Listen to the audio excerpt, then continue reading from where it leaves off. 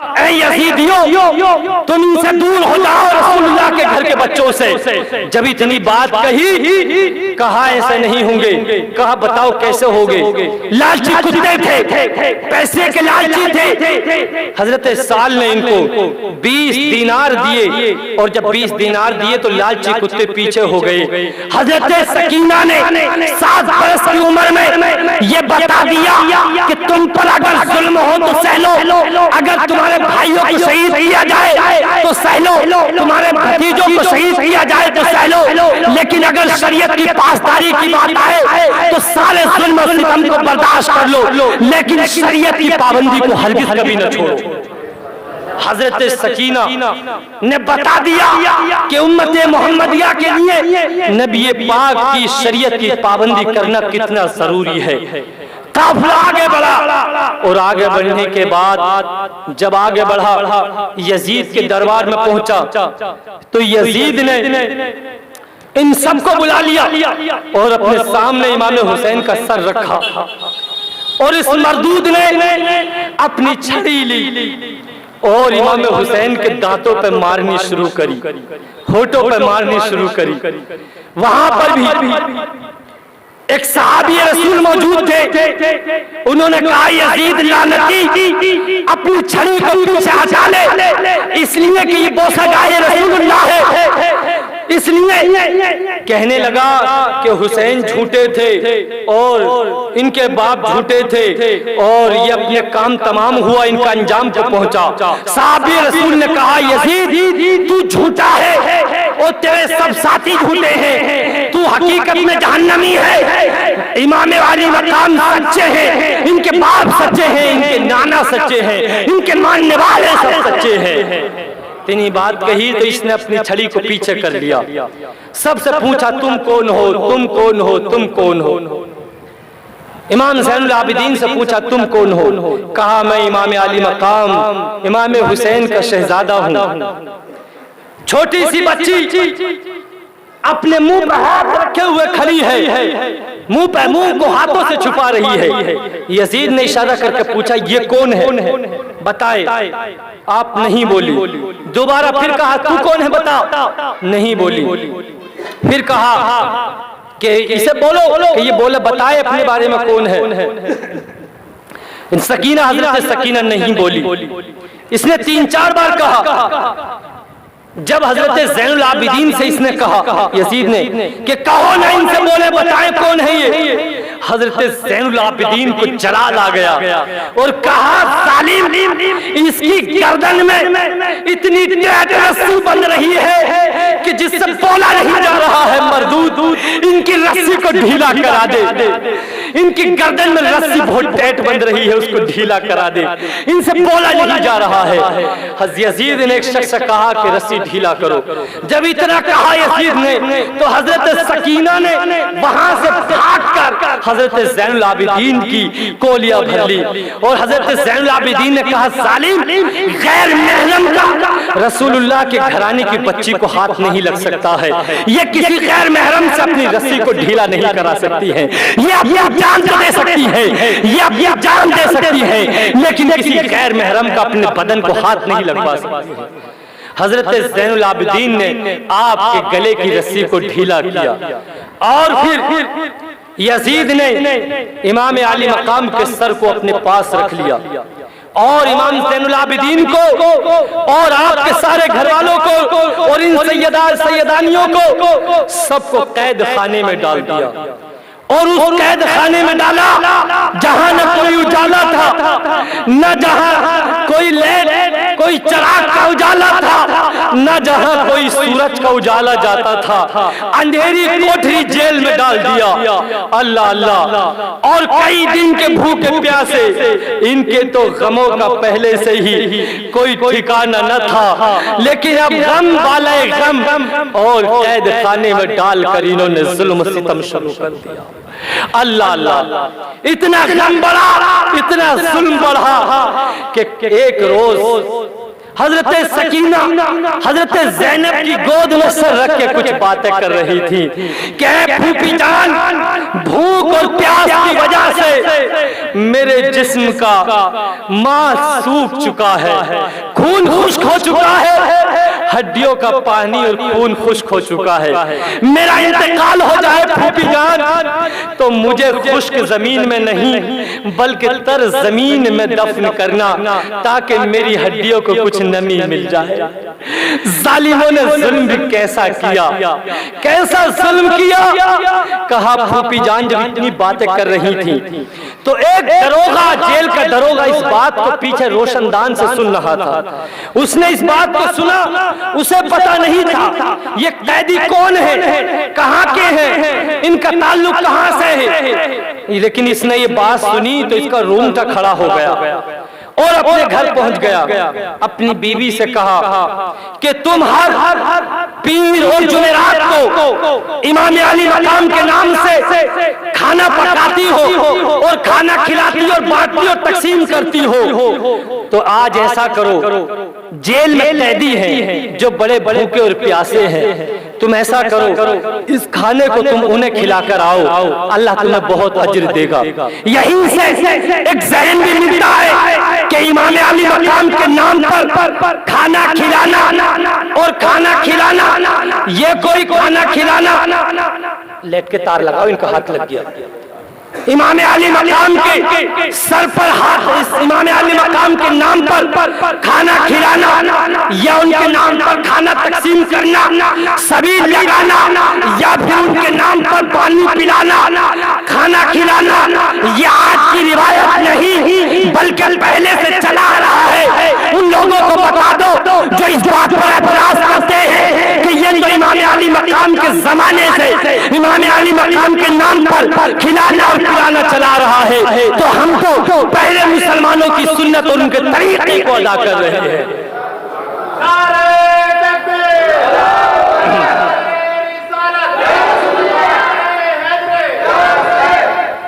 اب اس عورت نے کھانا پکایا اور پکانے کے بعد یہ بہت سارا تھال میں کھانا لے کر آئی اور قید خانے میں لے کر آ گئی۔ اس نے قیدیوں سے کہا، حضرت زینب، سکینہ، زین العابدین اور بھی خاتونیں تھیں کہ کھانا کھا لو۔ حضرت زینب نے کہا ہم رسول اللہ کے گھر والے ہیں، ہم صدقہ اور زکوٰۃ نہیں کھاتے ہیں، ہمارے لیے صدقہ کھانا اور زکوٰۃ کھانا یہ حرام ہے۔ آج بھی جو سید زمانے میں پائے جاتے ہیں وہ زکوٰۃ نہیں لے سکتے، نہ صدقہ کھا سکتے ہیں۔ کہا ہم نہیں کھا سکتے۔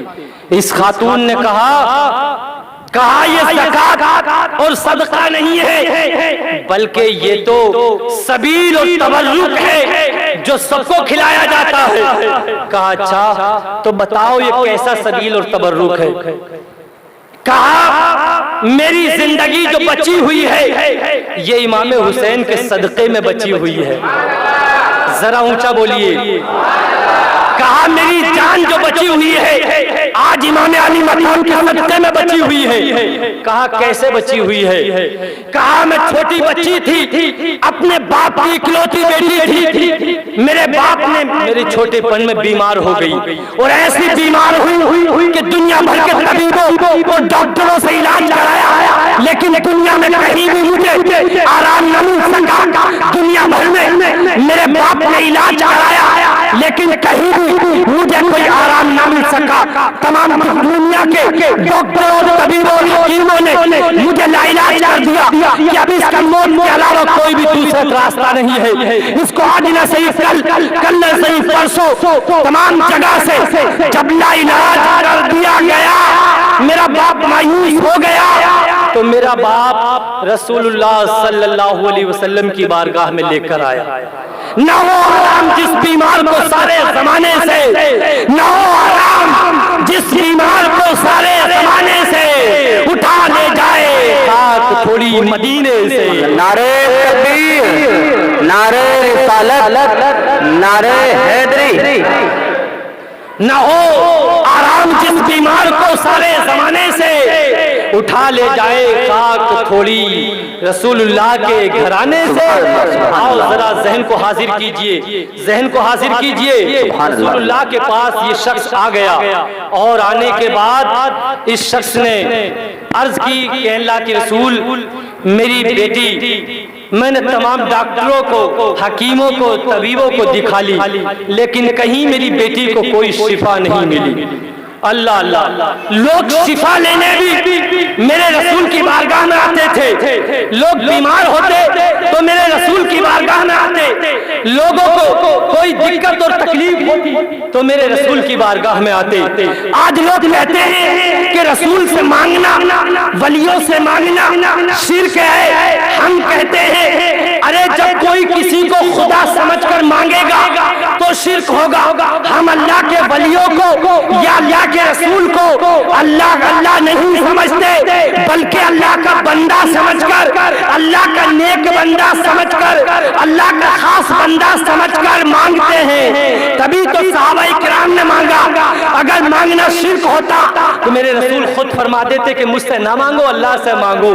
اس لیے کہ کبھی بھی زینا چھوڑ کر چھت پر نہیں جا سکتے ہو تو ہم خدا کو چھوڑ کر، ہم رسول کو چھوڑ کر اللہ تک نہیں پہنچ سکتے۔ تبھی تو کہا ہے کہ محمد سے فاتو نے تو ہم تیرے ہیں، یہ جہاں چیز کیا ہے لوہ قلم تیرے ہیں، اور میرے کریم سے گر قطرہ کسی نے مانگا دریا بہا دیے ہیں، تم میں بہا دیے ہیں۔ اور کون دیتا ہے؟ دینے کو منہ چاہیے، دینے والا ہے سچا ہمارا۔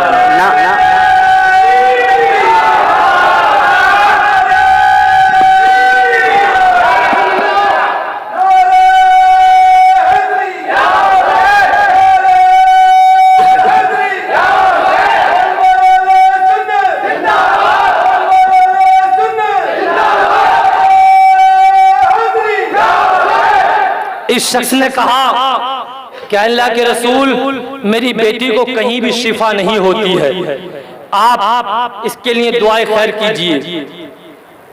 اب رسول اللہ نے اپنی نظر اٹھائی اور اٹھا کر دیکھا راستے کی طرف تو ایک چھوٹا سا ننھا سا منا سا بچہ آ رہا ہے، تیزی سے رسول اللہ کی طرف آ رہا ہے۔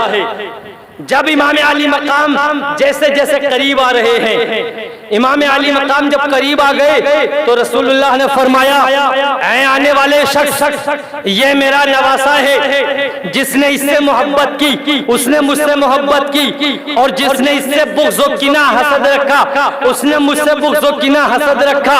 اور یہی تک نہیں بلکہ یہ میرا نواسا وہ ہے کہ جو جنتی سردار، جنتی نوجوانوں کا سردار ہے، اور یہ وہ ہے کہ جنتی نوجوانوں کا سردار ہے، یہ میرا جانشین ہے، اور یہ وہ میرا بیٹا ہے جس سے میری نسل آگے بڑھتی چلی جائے گی۔ یہ وہ میرا بیٹا ہے جس کے لیے میں نے اپنے بیٹے ابراہیم کو قربان کر دیا، میں نے اپنی نسل کو اپنے بیٹے اس حسین سے چلایا ہے۔ یہ حسین ہے کہ جب یہ کربلا میں جائیں گے تو یہ حق و باطل کا فیصلہ کر دیں گے۔ یہ وہ حسین ہے کہ جب یہ آتے ہیں، جب یہ روتے ہیں تو ان کے لیے فرشتے اوپر سے آتے ہیں اور ان کو بہلاتے ہیں، ان کے لیے جنت سے جوڑے آتے ہیں اور ان کی دل کی تسلی دی جاتی ہے۔ حسین وہ ہے کہ جو میرے دل کا قرار ہے، حسین وہ ہے جو میرے دل کا سکون ہے، حسین وہ ہے جن سے میں خوش ہوتا ہوں، حسین وہ ہے جن سے فاطمہ خوش ہوتی ہے، حسین وہ ہے جن سے علی خوش ہوتے ہیں، حسین وہ ہے کہ جن سے عمر خوش ہوتے ہیں،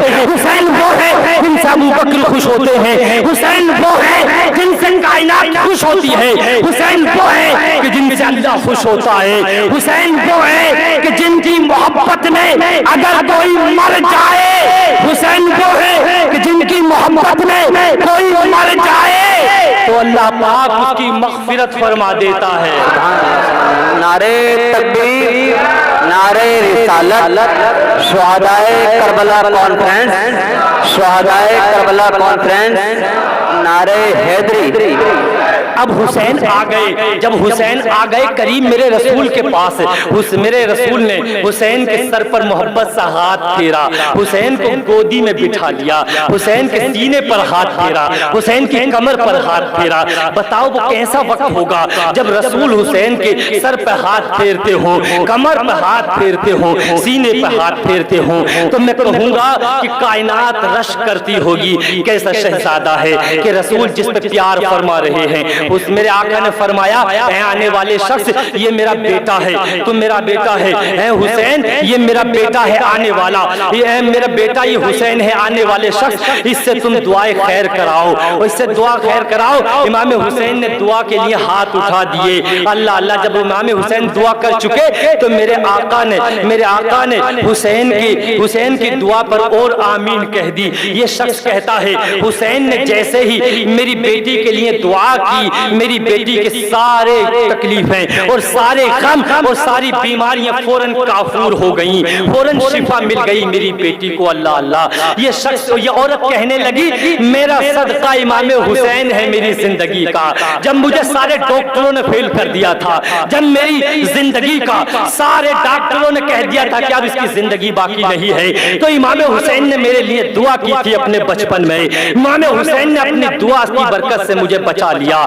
اللہ اللہ، اسی دن سے جب میری شادی ہو گئی تو میرے باپ نے کہا بیٹی تمہاری شادی تو کر رہا ہوں لیکن یاد رکھ لینا جب تک زندہ رہو امام حسین کے نام سے کھانا پکا کر تقسیم کرتی رہنا۔ میں نے اسی دن سے امام حسین کے نام سے کھانا تقسیم کر رہی ہوں اور غریب اور مسکینوں کو کھلا رہی ہوں۔ اللہ اللہ، اس امام حسین کی بہن جب حضرت زینب نے اس عورت کی اس بات کو سنا تو آپ کی آنکھیں بھیگ گئیں، اللہ اللہ آنکھیں بھیگ گئیں۔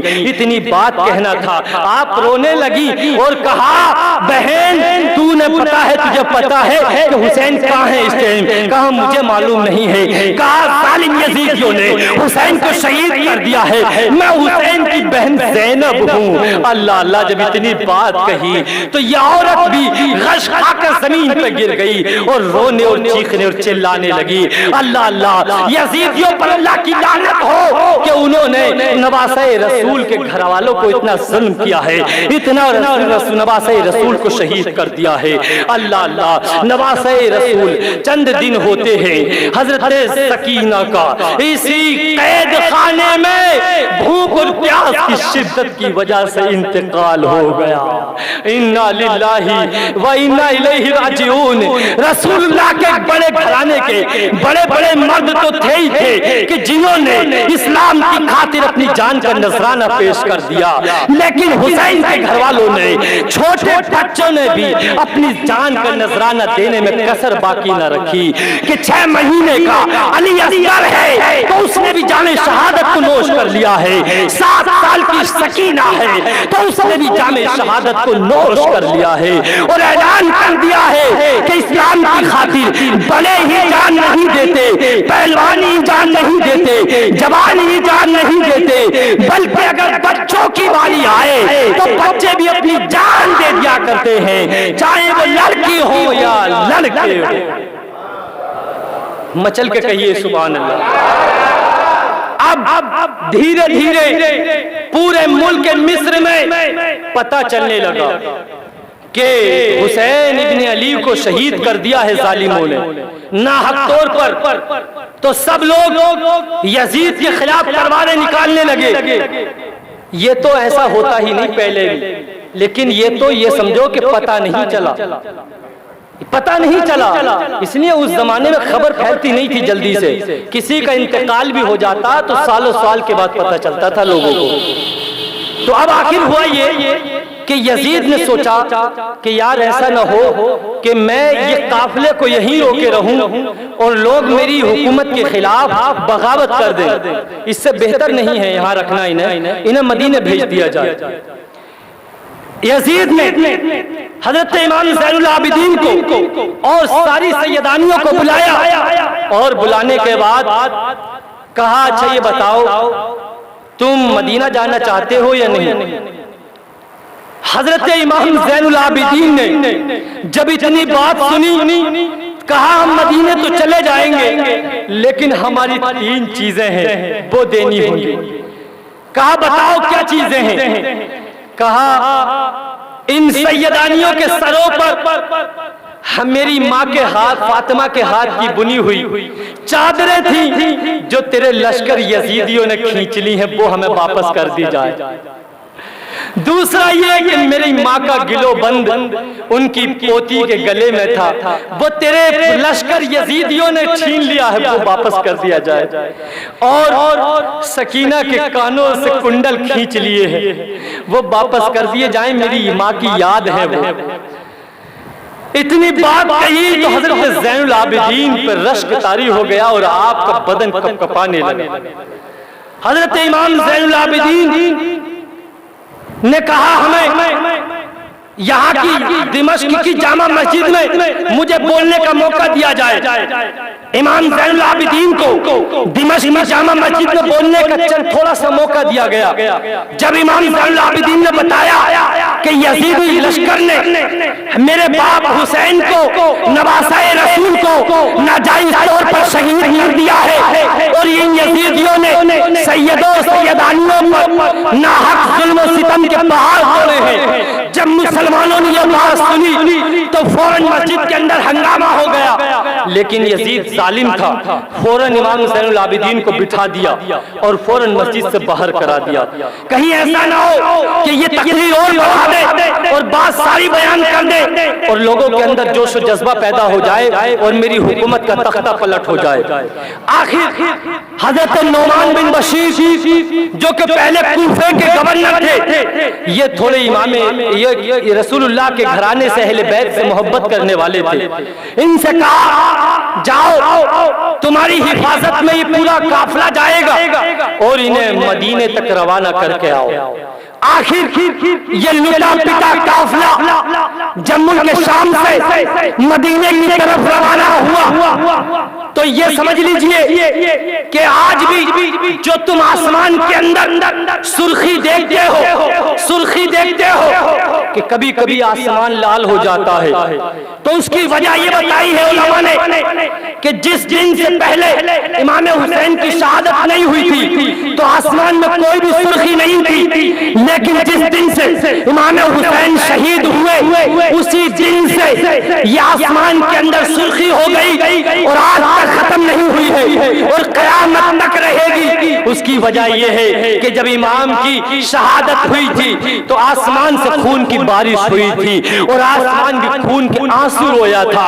یہیں تک نہیں بلکہ کعبے پر بھی خون کی چھینٹیں آ گئی تھیں اور جگہ جگہ لوگوں نے دیکھا تھا کہ خون کی چھینٹیں آ گئی تھیں۔ اللہ اللہ لوگوں نے دیکھا۔ میرے رسول اللہ کی ایک گھر والی حضرت سلمہ تھی، انہیں رسول اللہ نے ایک مٹی ایک شیشی میں بھر کے دی تھی کہ اے میری اہلیہ، جس دن یہ مٹی سمجھ لو سرخ ہو جائے تو سمجھ لینا کہ میرے بیٹے کو کربلا کی سرزمین پر شہید کر دیا ہے۔ حضرت سلمہ نے جب یہ بات سنی کہ امام کو شہید کر دیا گیا ہے، جب اسے دیکھا اس شیشی کو نکال کر، اس بوتل کو نکال کر دیکھا تو واقعی وہ سرخ ہو چکی تھی، وہ مٹی خون بن چکی تھی۔ آپ نے کہا واقعی رسول اللہ کی وصیت کے مطابق نواسہ رسول کو شہید کر دیا گیا ہے۔ یہ لٹا پٹا قافلہ مدینے کی طرف روانہ ہو رہا ہے۔ پوری کائنات دیکھ رہی تھی کہ جب آئے تھے یہ لوگ تو ان کی قیادت نواسہ رسول امام علی مقام کر رہے تھے، لیکن آج جب جا رہے ہیں تو نواسہ رسول سے سونا ہو گیا ہے، نواسہ رسول شہید ہو چکے ہیں۔ آخر جب یہ قافلہ لٹا پٹا مدینہ پہنچتا ہے تو امام علی مقام نے کربلا میں ہی اپنے بیٹے زین العابدین کو یہ نصیحت کی تھی کہ بیٹا جب لوٹ کر تم مدینہ جاؤ تو سب سے پہلے میرے نانا اللہ کے رسول محمد رسول اللہ کے روضہ انور پہ جا کے تم میرے بارے میں میرا سلام پیش کرنا اور نانا کو بتانا کہ یزیدیوں نے ہمارے اوپر کیسے ظلم و ستم کیے ہیں، ہمیں 3 دن بھوکا رکھا ہے، ہمیں 3 دن پیاسا رکھا ہے، اور اس کے باوجود ننھے علی اصغر کو شہید کر دیا، علی اکبر کو شہید کر دیا، قاسم کی چلتی ہوئی جوانی کو لوٹ لیا، ہم سیدانیوں پر ظلم و ستم کیا ہے، میرے بابا امام حسین کو شہید کر کر دیا ہے۔ امام زین العابدین جب روزہ رسول پر آئے تو آپ کو اب تک امام زین العابدین بالکل خاموش تھے، آپ کی آنکھوں سے میٹھے میٹھے آنسو جھڑ رہے تھے، لیکن جب روزہ رسول پر آئے ہیں تو آپ کی اتنی زور سے چیخ نکلی کہ چرند و پرند رک گئے، آسمان میں اندھیری چھا گئی، سورج کی روشنی ہلکی پڑ گئی، پورا دن کالا ہو گیا، مدینے کے سارے لوگ نکل آئے، بچے نکل آئے، بزرگ نکل آئے، عورتیں نکل آئیں، آدمی نکل آئے، سب کے سب رونے لگے۔ اللہ اللہ کیا ہوا؟ گلشن رسول اجڑ گیا، گلشن رسول کے پھولوں کو اجاڑ دیا گیا، اللہ اللہ یہ مہکتا ہوا چمن اجاڑ دیا گیا، اللہ اللہ سارے مدینے کے اندر یہ غم پھیل گیا کہ لوگوں کے بچوں نے کھانا کھانا چھوڑ دیا، چھوٹے چھوٹے بچوں نے ماؤں کا دودھ پینا چھوڑ دیا، عورتیں دور ہو گئیں، آدمی الگ ہو گئے، لوگ اپنے گھروں سے باہر پڑ گئے، اللہ اللہ لوگ روتے روتے حد نہ رہی، اللہ اللہ۔ اس کے بعد امام زین العابدین اپنے باپ حضرت علی کی قبر پر گئے، حضرت فاطمہ الزہرا کی قبر پر گئے اور جنت البقیع میں جا کر فاتحہ پڑھی۔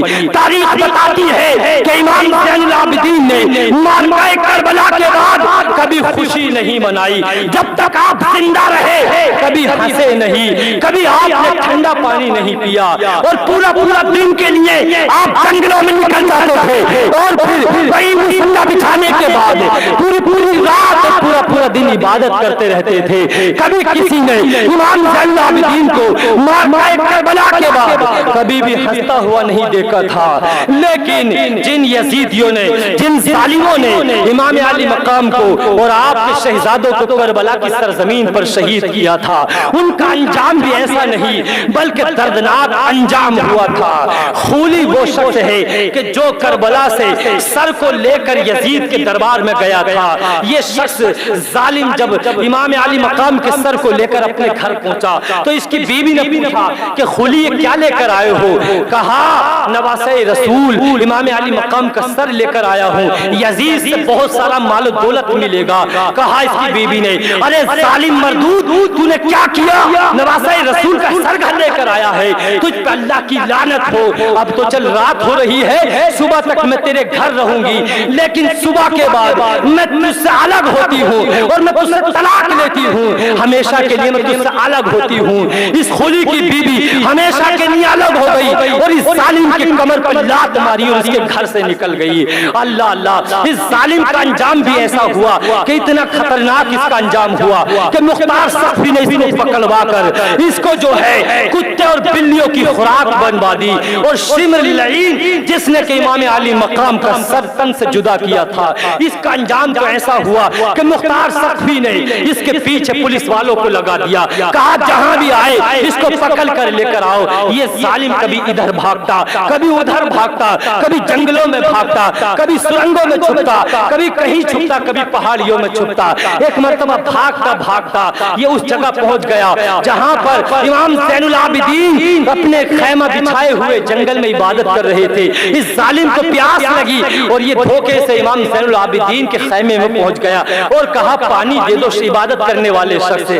امام زین العابدین کو اس نے پہچان لیا، جب پہچانا تو فوراً پیچھے کو ہو گیا، کہا رے آج تو خود ہی پھنس گیا، کہا سوچنے لگا اب یہ مجھے قتل کر دیں گے۔ اس نے کہا پانی چاہیے۔ امام زین العابدین نے کٹورے میں پانی بھرا اور بھرنے کے بعد اس کو پینے کے لیے دے دیا، کہا تم نے مجھے پہچانا یا نہیں پہچانا؟ امام زین العابدین نے کہا ظالم تجھے میں پہچاننے کی بات کرتا ہے، تجھے میں نہ دنیا میں بھول سکتا ہوں نہ قیامت میں بھول سکتا ہوں، تو وہی شمر لعین ہے جس نے میرے باپ کے سر کو قلم کیا تھا۔ اللہ اللہ، تو یہ کہنے لگا یہ بتاؤ تم نے مجھے پانی کیوں دے دیا؟ ہم نے تو تمہیں 3 دن بھوکا اور پیاسا رکھا تھا۔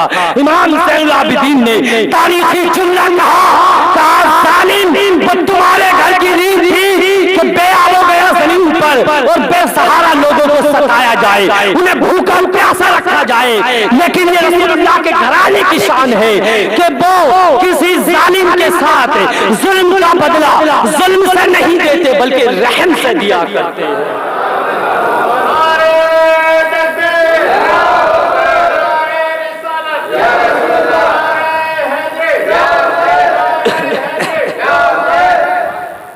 آخر ہوتا یہ ہے کہ امام زین العابدین نے اس کو پانی دیا اور یہ بھاگ گیا. مختار سقفی نے اس کو پکڑوایا اور پکڑوانے کے بعد اس کی بھی گردن کو سر تن سے جدا کیا اور اس کو بھی واصل جہنم کر دیا. آخر اس ظالم کی جو عبید اللہ بن زیاد ہے وہ بھی ایک سرنگ میں جا کے چھپ گیا تھا. اس ظالم کی موت بھی اس طریقے سے ہوئی کہ اس کی موت کا انجام یہ ہوا اس ظالم کی کہ وہ ایک جگہ جا کر چھپ گیا اور وہیں پر ایک بھیانک اس پر سانپ مسلط ہو گیا جو اس کی ناک سے گھسا اور اس کی شرمگاہ میں سے نکلا, پھر ناک میں سے گھستا اور شرمگاہ میں سے نکلتا. ان یزیدیوں کا, ان ظالموں کا یہ انجام ہوا کہ اللہ نے انہیں دنیا میں تو دکھایا ہی دکھایا بلکہ یہ دنیا کی سزا تھی اور آخرت کی سزا ان کی جہنم ہے. اللہ نے چاہا تو امام حسین کی بہادری بھی کامیاب ہو گئی, امام حسین کی جنگ بھی کامیاب ہو گئی, امام حسین کی شہادت بھی کامیاب ہو گئی, امام حسین کی جیت ہی ایسی ہوگی, امام حسین کی جیت اس سے بڑی کیا ہوگی کہ امام کے نام پر آج کوئی پہلوان نہیں, کوئی بڑا بوڑھا نہیں, بلکہ آج بچہ بھی جان دینے کے لیے تیار ہے. میرے پیارے امام کا نام ایسا زندہ ہوا کہ امام کے نام پہ آج امیر تو اپنا پیسہ لٹاتے ہیں لیکن غریب بھی اپنا پیسہ لٹاتے ہیں, کمزور بھی اپنا پیسہ لٹاتے ہیں. لیکن آج ہمارے حالات یہاں بدل گئے ہیں کہ ہم نے امام علی مقام کے نام پر غلط رسموں کو بہت زیادہ عروج دے دیا ہے.